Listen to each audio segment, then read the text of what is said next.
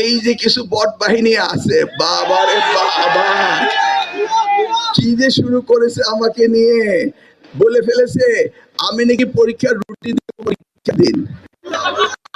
আমি প্লেনে বললাম আপনারা লিখে দেন পরীক্ষার ফল হওয়ার পরে উনি দিবে।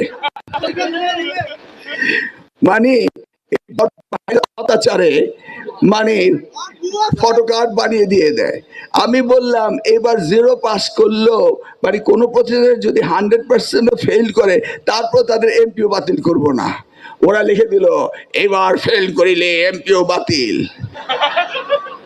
এখন দেখা যায় ফেসবুকেই দেশ চালায় নাকি? আমার সাথে এগুলি করে কোনো লাভ হবে না। এইচএসসি 2026 পরীক্ষা রুটিন নিয়ে ডক্টর আনম এহসানুল হক মিলন শিক্ষামন্ত্রী তিনি জানিয়েছেন যে আমার বিরুদ্ধে অপপ্রচার চালাচ্ছে, আমি নাকি পরীক্ষার দিন রুটিন দেব, ফেসবুকে বট বাহিনী পরিকল্পিতভাবে গুজব ছড়াচ্ছে।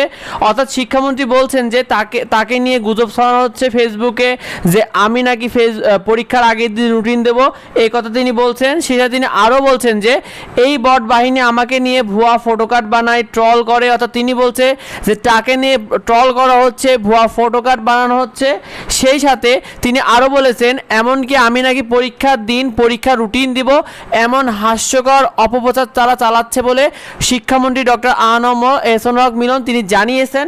তো এক্ষেত্রে ঢাকা শিক্ষা বোর্ড তারা জানিয়েছে যে পরীক্ষা রুটিন চূড়ান্ত হলেও শিক্ষা মন্ত্রণালয়ের চূড়ান্ত অনুমোদন না পাওয়ায় আসলে তোমাদের এইচএসসি 2026 রুটিন প্রকাশে কিছুটা বিলম্ব হচ্ছে, অর্থাৎ কিছুটা দেরি হচ্ছে, কারণ শিক্ষা মন্ত্রণালয় কিছু চূড়ান্ত অনুমোদন পায়নি, যার কারণে কিছুটা দেরি হয়েছে। তবে এই সাথে সংশ্লিষ্ট শিক্ষা বোর্ড জানিয়েছে যে আগামী রবিবার 19 এপ্রিলের মধ্যে রুটিন প্রকাশ করা হতে পারে, কারণ এই দিন শিক্ষা মন্ত্রণালয়ের সাথে আরেকটি বৈঠক রয়েছে এই পরীক্ষা সংক্রান্ত।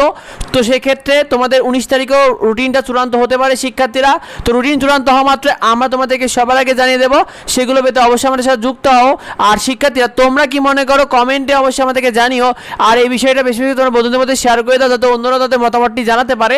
দেখা হয় পরবর্তী ভিডিওতে, পরবর্তী আপডেটে। ধন্যবাদ সবাইকে।